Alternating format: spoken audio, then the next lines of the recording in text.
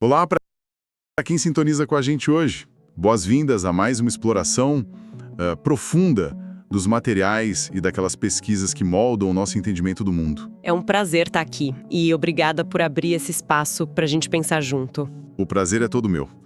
Bom, a missão desta nossa imersão hoje é investigar as raízes invisíveis e, muitas vezes inconscientes mesmo, das nossas crenças. O que realmente faz a mente humana se apegar com tanta força a uma ideologia, seja ela qual for. Essa é a grande pergunta, né? Exato. E para entender isso, a gente tem em mãos hoje uma pilha de estudos fascinantes, pesquisas lideradas por cientistas como Leo Szmigrod, que operam ali bem na intersecção entre a neurociência, a psicologia evolutiva e a ciência política. É um território vasto. Muito vasto e bastante sensível também. Com certeza. Por isso, para nos guiar nessa jornada pela arquitetura do cérebro, eu recebo hoje a voz serena e sempre analítica do Philosophy Hub, Café Filosófico. É um privilégio enorme ter essa capacidade de síntese aqui com a gente, para desvendar um tema que é, bem espinhoso. O privilégio é todo meu. E eu diria que o que torna essa investigação fundamental é justamente a mudança de perspectiva que ela exige de quem nos escuta. O foco da nossa conversa hoje passa bem longe de debater quem está do lado certo ou do lado errado da história. Isso é super importante de frisar. Sim, porque o objetivo aqui é analisar a biologia por trás das cortinas. A gente vai observar o cérebro humano como o que ele primariamente é.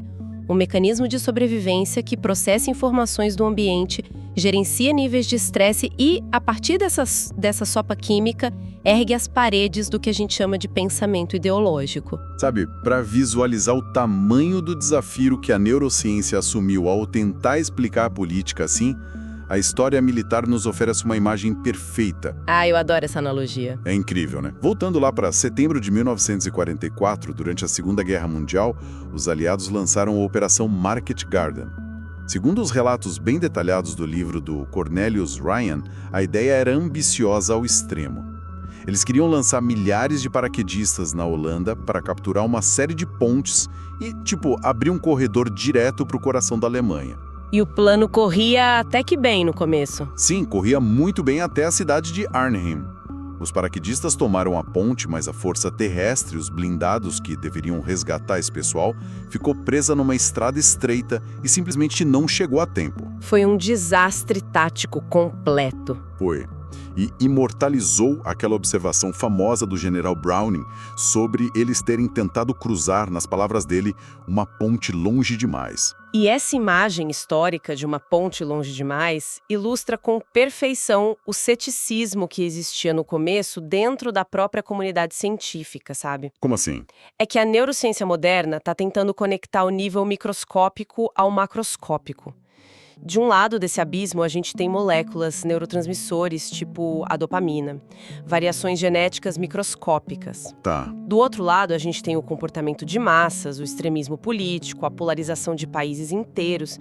Então, a grande dúvida inicial era se tentar traçar uma linha causal direta entre uma enzima no cérebro e o voto da pessoa na urna não seria um salto otimista demais. Uma redução excessiva da complexidade humana, talvez. Exatamente, uma ponte longe demais para a ciência cruzar. Mas os dados começaram a mostrar que essa ponte existe de fato, né? E o mais louco é que ela é construída pelo nosso ambiente. E, ironicamente, a prova mais cabal disso vem da mesma Holanda, logo após aquele fracasso dos aliados em Arnhem. O inverno de 1944. Isso. Como retaliação pela greve dos ferroviários holandeses, o administrador nazista da época, o Arthur Seyss-Inquart, impôs um bloqueio de alimentos devastador. Ficou conhecido como a fome holandesa. Uma tragédia humanitária sem precedentes na região. A escassez foi tão brutal que a população chegou a comer bulbos de tulipa para tentar sobreviver.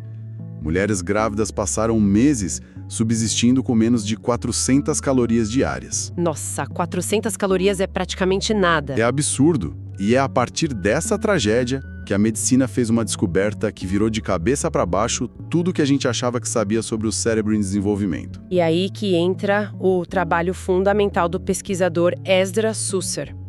Ele foi analisar os registros médicos dessa época, focando especificamente nos bebês que estavam no útero durante aqueles meses de fome aguda. E o que ele achou?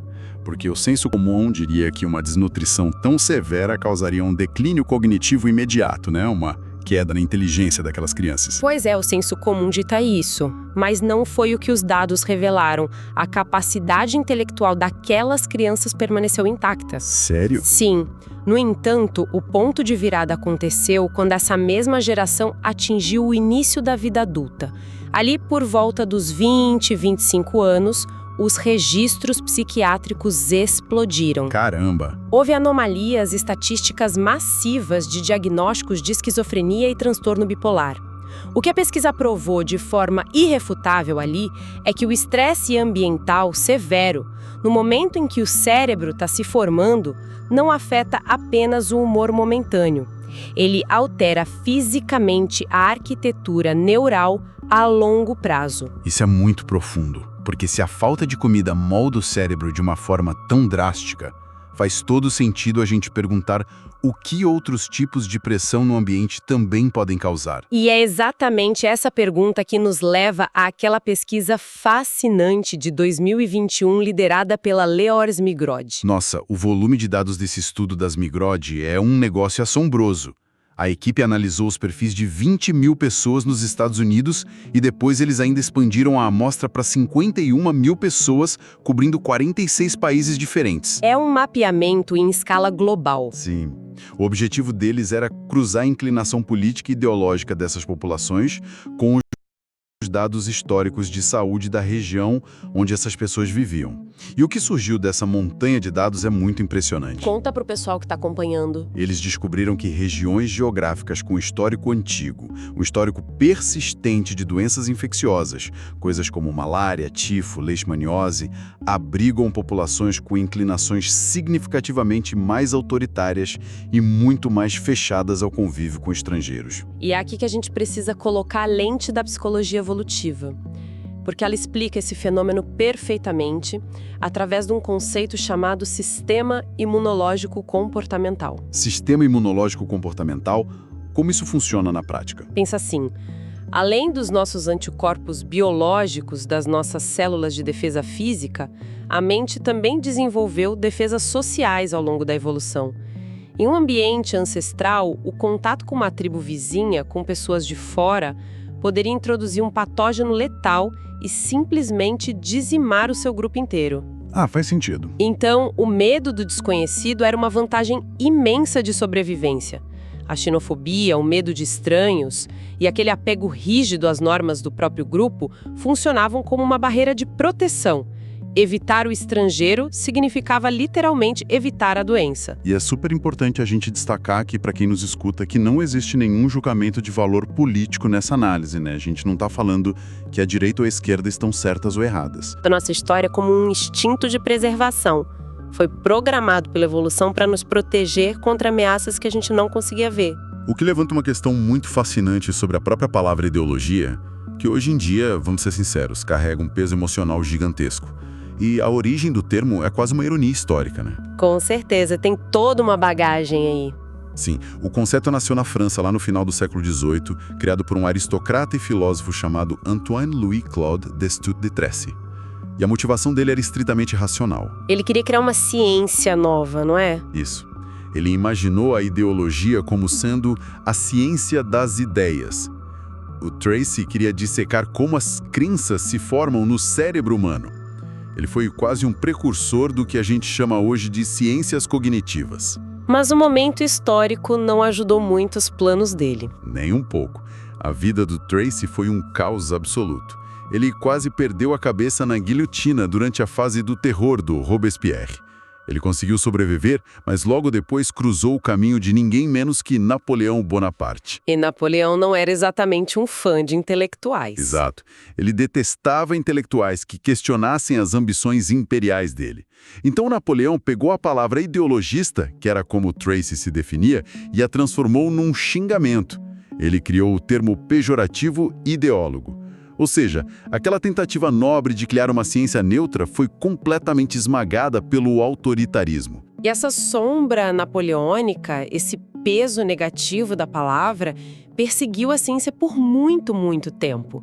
Durante décadas, os acadêmicos simplesmente evitaram tocar na ideologia como um objeto de estudo rigoroso. Fica difícil medir algo tão subjetivo e carregado, né? Exatamente. O cientista político Philip Converse resumiu bem esse dilema lá na década de 60. Ele apontou uma coisa muito verdadeira. A psicologia tendia a focar apenas naquilo que era fácil de quantificar num laboratório, reflexos, testes de memorização, enquanto aquelas grandes crenças macroscópicas eram deixadas de lado, porque a gente não sabia como medir. É por isso que essa nova onda de pesquisas que a gente está trazendo hoje é tão valiosa. Eles estão tendo a coragem de tentar medir o imensurável. Sim, e para entender a natureza ambígua dessa ideologia que agora conseguimos medir, eu gosto de resgatar um conceito clássico grego, que é o fármakon. Fármacon. Aquela ideia de que o remédio e o veneno são a mesma coisa. Perfeito. Na antiguidade, a palavra fármakon descrevia tanto a cura quanto o veneno. A única diferença entre salvar a pessoa ou matá-la residia na dosagem. E a ideologia é a mesma coisa. Ela dá coesão, dá sentido à sociedade, une as pessoas. Essa é a cura. Mas quando passa do ponto... Isso, em doses extremas, ela distorce a realidade simplesmente para proteger o grupo. E aí ela vira o veneno. Essa dualidade faz todo o sentido prático. A ideologia cria as leis, constrói uma nação, mas qual é esse ponto de virada? Como é que a ciência define o momento exato em que a sacola da sociedade passa a ser o veneno que a destrói? Bom, o Gordon Allport, no clássico livro A Natureza do Preconceito, propôs que a resposta não está no conteúdo do que a pessoa acredita. Não importa se a crença é de direita, de esquerda, religiosa ou laica. Importa a estrutura, não o conteúdo. Exato, e importa como ela acredita. É uma questão de estrutura mental. As pesquisas modernas que vieram do trabalho do Allport apontam que o extremismo sempre exige duas coisas, dois pilares estruturais. O primeiro é o pensamento dogmático. Que seria aquela pessoa imune a fatos novos. Isso mesmo. São doutrinas prescritivas e descritivas sobre como o mundo é e como todos devem viver, que simplesmente não mudam com novas evidências. Se a realidade contradiz a crença, o extremista nega a realidade. E o segundo pilar é o que chamamos relacional. O nós contra eles. Exatamente. Um amor feroz e irracional pelo nosso grupo. Usam-se vocabulários de parentesco, chamam uns aos outros de irmãos. E isso opera sempre em contraste com uma repulsa absoluta e desumanizadora por qualquer grupo de fora. Uma divisão primária e impenetrável. Sim, e se me permite uma breve reflexão sobre o nosso próprio papel como pensadores aqui, eu acredito que o grande antídoto contra essa divisão dogmática é a exposição voluntária à complexidade. É exatamente essa a nossa grande missão lá no Philosophy Hub. Café filosófico. Levar a filosofia não como um manual de respostas definitivas, mas como uma ferramenta para suportar a incerteza das perguntas. Eu acho isso fundamental hoje em dia. Sim. Então, quem está nos ouvindo e valoriza esse tipo de exploração profunda, a gente convida a apoiar essa missão. Deixar um like, compartilhar essa discussão com outras mentes curiosas é uma forma prática de cultivar essa flexibilidade cognitiva numa cultura que, infelizmente, costuma recompensar muito a rigidez. Perfeito. E falando justamente em flexibilidade cognitiva, as ferramentas que a psicologia usa para medir isso dentro do laboratório são muito engenhosas, porque, como a gente falou, como você mede a teimosia estrutural de um cérebro, né? É um baita desafio. Um dos métodos práticos mais conhecidos é aquele teste de escolha de cartas de Wisconsin. Nele, o avaliador pede que a pessoa separe um baralho onde as cartas variam em cor, em forma e no número de símbolos. E a pegadinha é que as regras mudam, certo? Exatamente. A regra inicial pode ser, separar por cor. Mas no meio do teste, o avaliador muda a regra silenciosamente e avisa que a última jogada foi incorreta. A tarefa passa a ser separar por formato.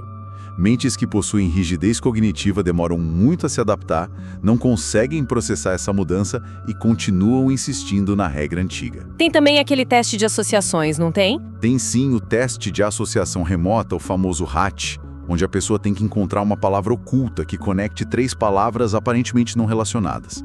Por exemplo, se eu te dou as palavras super, cola e estrela, uma mente flexível rapidamente encontra a palavra homem para conectar tudo. Super-homem, cola de homem, homem-estrela. Ou coisas do tipo em inglês que eles adaptam. E ainda tem o teste de usos alternativos. Ah, o do tijolo. Esse mesmo.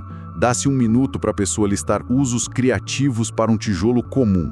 Um cérebro flexível viaja nas ideias e sugere usar como peso de papel, calço de porta, até quebrar nozes. Já o cérebro rígido trava na função prescrita e só consegue pensar em usar o tijolo para construir uma parede. E o que emerge do cruzamento de todos esses testes com os perfis ideológicos é revelador e, repito, completamente neutro do ponto de vista político. Ideólogos extremos, e aqui os dados incluem ativistas de extrema esquerda, nacionalistas de extrema direita, extremistas religiosos e até mesmo grupos radicais de defesa ambiental e do veganismo, todos eles pontuam sistematicamente mais baixo nesses testes de flexibilidade. A rigidez ignora a pauta. Totalmente. E o dado mais curioso e contraintuitivo de todos envolve a religião.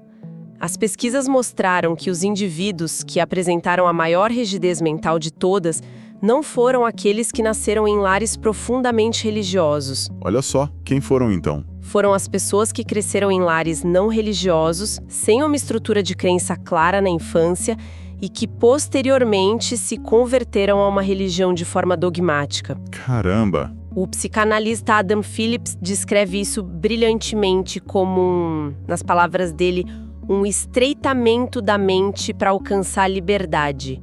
E a liberdade que ele menciona é a liberdade da ansiedade, é o alívio profundo de não ter mais que lidar com a incerteza do mundo. Tá, mas como essa ansiedade toda se traduz fisicamente dentro da nossa cabeça? O que está rolando com os nossos 80 bilhões de neurônios? A neurociência dura tem uma resposta para isso. E ela envolve 500 mil de neurônios ligados diretamente à dopamina. A famosa dopamina, a gente sempre associa ela só ao prazer, né? Mas ela é o motor da motivação e da nossa capacidade de atualizar crenças.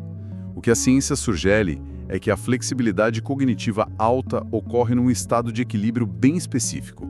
Você precisa ter alta dopamina no córtex pré-frontal, que é a área responsável pelo raciocínio lógico e pelas decisões, mas tem que ter uma baixa de dopamina no estriato, que é uma área mais profunda ligada aos nossos hábitos automáticos. E a nossa capacidade de manter esse equilíbrio depende muito da genética, mais especificamente da atividade de uma enzima chamada COMT. Como é que essa enzima atua nesse processo? A gente pode imaginar a enzima COMT como a equipe de limpeza do nosso cérebro. Depois que a dopamina faz o trabalho dela e transmite o sinal, ela precisa ser limpa da sinapse para o sistema não sobrecarregar. E a genética humana apresenta 2 variações principais nesse maquinário, as variantes VAL-VAL e MATCH-MATCH. E elas limpam em velocidades diferentes. Exatamente. Algumas limpam a dopamina de forma extremamente rápida, o que afeta a estabilidade do foco.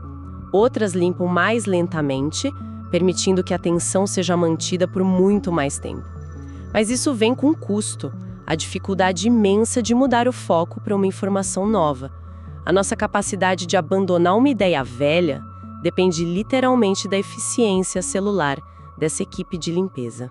Isso nos leva a um ponto super curioso, porque essa rigidez toda não se manifesta só em debates acalorados sobre política ou religião. Ela aparece de forma física, na maneira como os nossos olhos processam a luz. Os pesquisadores chamam isso de polióptica. Ah, as ilusões de ótica. Isso. Pensa naqueles testes visuais clássicos. Aquele desenho do pato e do coelho, sabe? Que dependendo de como você olha, muda o animal. Ou o cubo de Necker, ou aquela animação da dançarina girando que do nada parece inverter o sentido. Sim, todo mundo já viu alguma dessas imagens na internet. O que descobriram é que pessoas mais flexíveis cognitivamente conseguem ver a imagem alternar de significado rapidamente. O cérebro transita entre essas realidades. Já as pessoas com alta rigidez cognitiva têm uma dificuldade real, física, de ver a imagem alternativa. Se elas bateram um olho e viram o pato, continuar vendo o pato passa a ser a única realidade visual possível para elas. É fascinante pensar que essa intolerância à ambiguidade visual espelha perfeitamente a intolerância à ambiguidade moral no mundo. E falar sobre isso me traz à mente a história da pesquisadora que foi pioneira no estudo desse fenômeno, a Elsa Frankel Brunswick. Essa história é pesada. Rigidez ideológica do século XX. Ela teve que fugir da Alemanha nazista, deixando tudo para trás. E anos mais tarde, ela perdeu o marido dela, o Egon Brunswick, para o suicídio.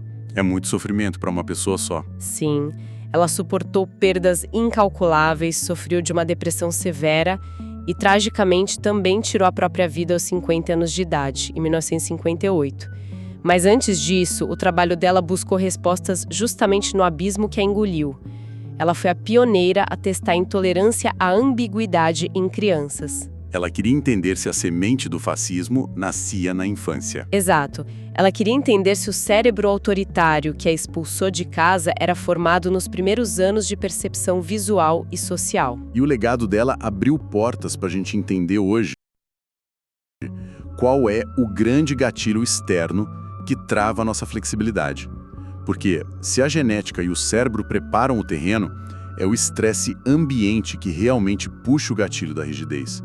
E os estudos comportamentais mostram isso de um jeito muito triste e palpável. Como naquele experimento com os bebês. Nossa, sim. Tem um experimento em que um bebê é brevemente separado da mãe num ambiente controlado. Isso gera um pico agudo e profundo de estresse nele. Quando a criança é colocada de volta e apresentada a um painel de botões coloridos para brincar, a resposta do cérebro sob estresse é de partir o coração. A criança começa a apertar de forma obsessiva um botão que já parou de funcionar. Ela simplesmente se recusa a tentar o botão novo, não é? Exato. Mesmo cercada de botões que funcionam, o estresse simplesmente mata a flexibilidade cognitiva dela. Ela se apega ao que era familiar antes do trauma. E a mente adulta opera sob o mesmíssimo mecanismo, principalmente quando a gente fala da pressão da escassez.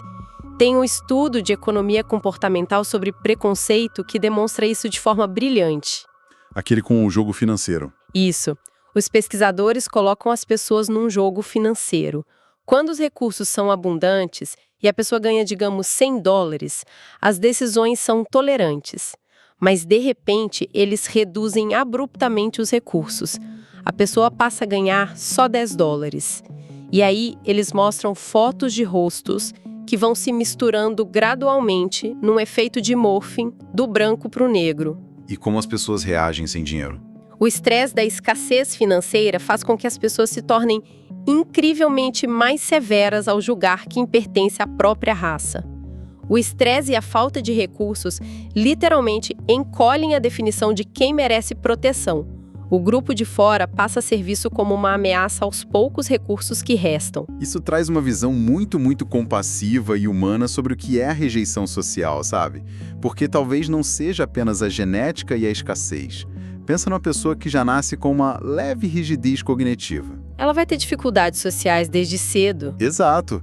Essa pessoa pode ser vista como uma pessoa chata nas festas, alguém excessivamente argumentativo, que não consegue ler as nuances de uma conversa. Como resultado, ela acaba sendo isolada, rejeitada pela sociedade. E a dor do isolamento é insuportável para o ser humano. É uma dor que alimenta uma raiva muito silenciosa.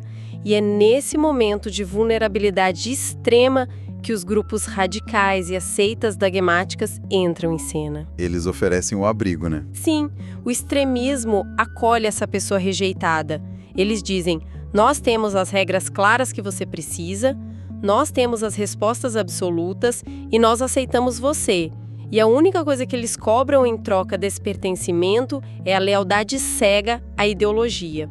Isso amarra tudo que a gente discutiu de uma forma incrível. Para a gente ir caminhando para nossa síntese, o que a ciência nos mostra é que os nossos credos políticos e ideológicos que a gente defende com tanto fervor na internet e na vida podem ser apenas as folhas de uma árvore muito profunda. E as raízes dessa árvore são feitas da nossa dopamina, da nossa percepção visual formada lá na infância e fundamentalmente do nível de estresse e escassez do ambiente em que a gente vive. É uma biologia do pensamento.